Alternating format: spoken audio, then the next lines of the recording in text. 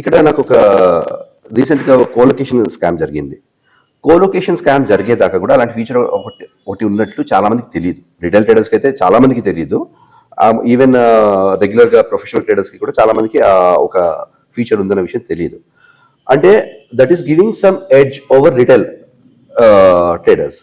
So ఇది చూస్తే మీకు అంటే రిటైల్ ట్రేడర్స్కి అన్యాయం చేసినట్టు మీకు అనిపించట్లేదా? అంటే ఇలాంటి ఒక సిస్టమ్ని చూస్తూ కూడా రెగ్యులేటర్స్ ఎందుకు సైలెంట్గా ఉన్నారు? అంటే ఇది రెగ్యులేటర్స్ సైలెంట్గా ఉండడం అనడం కన్నా కూడా ఇది మార్కెట్లో ఉండేటువంటి క్యాపిటలిస్ట్ ఎకానమీ ఏదైతే మనం చెప్తూ ఉంటామో, సో ఇన్ఫ్యాక్ట్ యూఎస్ లాంటి వాటిల్లో కానీ ఆర్ ఇంకా అదర్ డెవలప్డ్ మార్కెట్స్లో మనం చూసుకునేటప్పుడు అయితే ఇవన్నీ కూడా లెజిటిమేటే. ఈ కోలొకేషన్ అనేటువంటిది ఇన్ఫర్మేషన్ ఎడ్జ్ అని ఇందాక ఏదైతే మనం చెప్పుకున్నామో అందులోకి రిటైల్ ట్రేడర్స్ 30 నిమిషాల పాటు మాత్రమే హోల్డ్ చేస్తున్నారని చెప్పేసి మనం అనుకుంటున్నాం. సో వాళ్ళకి అక్కడ ఉండేటువంటి 1 టిక్ 2 టిక్స్ తాలూకా అడ్వాంటేజ్ లాంగ్ రన్లో చాలా ఎక్కువ ఉంటుంది అని చెప్పేసి మనం చెప్పుకున్నాం. లాంగ్ టర్మ్ ప్రాఫిటబిలిటీ ఏదైతే ఉందో. సో ఇన్ఫ్యాక్ట్ ఇప్పుడు ఉన్నటువంటి కాస్ట్ స్ట్రక్చర్లో చూసుకునేటప్పుడు 20 rupees per order, 20 rupees per trade అని ఏదైతే మనం చెప్తూ ఉంటామో, సో ఇన్ఫ్యాక్ట్ నిఫ్టీ లాంటి లాట్ సైజ్కి ఈవెన్ హాఫ్ టిక్ ఎడ్జ్ ఉన్నా కూడా ఆ బ్రోకరేజ్ కాస్ట్ అనేటువంటిది మేనేజ్ అయిపోతుంది అని చెప్పేసి.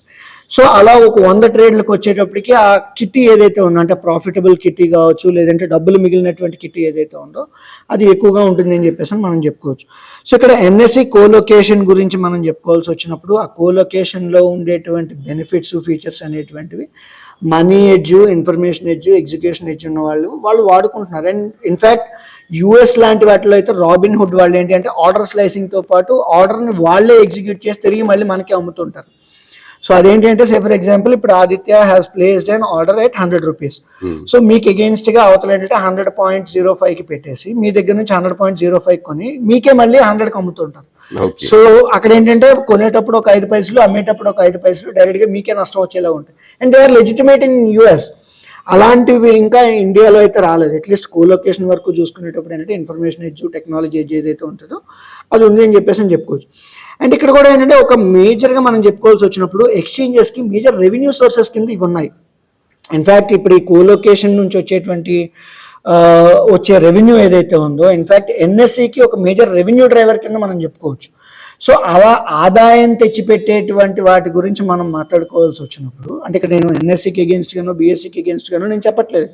ఇక్కడ నేను చెప్తుంది ఏంటి అంటే ఆ గేమ్ రూల్స్ అనేటువంటిది సరైనటువంటి పద్ధతిలో అర్థం చేసుకోకపోతే షార్ట్ టర్మ్ ట్రేడింగ్ చేసేటప్పుడు అండ్ దట్టు ఆల్గో ట్రేడింగ్ చేసేటప్పుడు కావచ్చు, లేదంటే నానో సెకండ్స్ పాటు హోల్డ్ చేసేటువంటి పొజిషన్స్ ఏవైతే ఉంటాయో ఇవి కూడా ఎడ్జ్ కింద వస్తాయి. అండ్ దీనివల్ల ఏంటంటే దీర్ఘకాలంలో లాభాలు అనేటువంటి ప్రతి ఒక్కరికి పెరుగుతాయని చెప్పేసి అని చెప్పుకోవచ్చు. అయితే ఆ లెవెల్లో మనీని రిటైల్ ట్రేడర్స్ దగ్గర ఉందా అంటే కనుక ఖచ్చితంగా లేదని చెప్పుకోవాలి. ఇన్ఫ్యాక్ట్ రిటైల్ ట్రేడర్స్ తాలూకా ఐడియాలజీ ఎలా ఉంటుంది అంటే నాకు 10 రూపాయలు బ్రోకరేజ్ ఉంది, 5 రూపాయలు బ్రోకరేజ్కి ఇస్తావా అనేటువంటి పద్ధతుల్లోనే ఆలోచిస్తారు తప్పించి ఇంత ఇన్ఫ్రాస్ట్రక్చర్ని ఎస్టాబ్లిష్ చేసుకొని లాంగ్ రన్లో డబ్బులు సంపాదించుకుందాం అనేటువంటి థాట్ ప్రాసెస్ వాళ్ళకు ఉండదు.